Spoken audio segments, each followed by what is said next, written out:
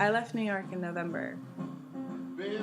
We packed up the things I was taking with me, mostly books and tools, into all these little flat rate boxes from the post office. The boxes sat stacked in our apartment, blocking the couch for weeks. We shipped the boxes a few days before I was supposed to go. I remember walking them to the post office. A neighbor offered his hand truck, and another neighbor offered his shopping cart. We muddled down the street uneasily, laughing at how absurd we looked, overtaken by the weight of all these boxes, sliding and catching. There's a satisfaction in mailing so many boxes, a sense of relief.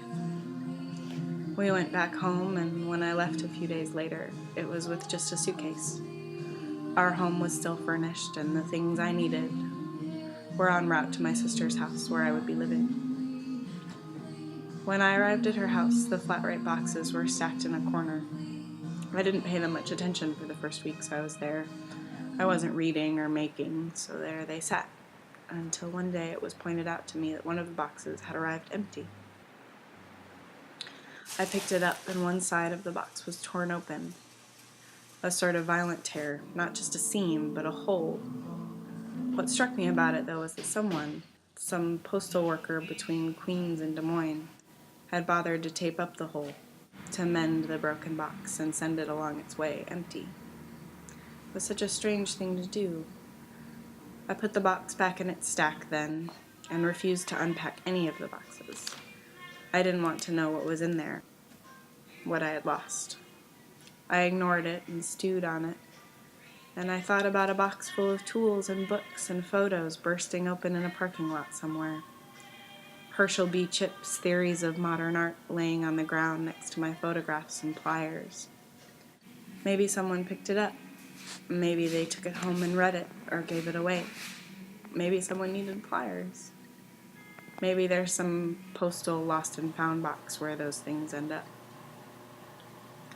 It hadn't occurred to me when I left New York to be concerned about whether or not all the boxes would arrive, packed up with my life.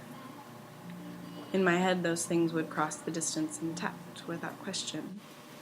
We would cross this distance. Our lives would spread out over such space. Everything would move about in the world as planned. I hadn't thought that they might not make it. I hadn't thought of what might be lost.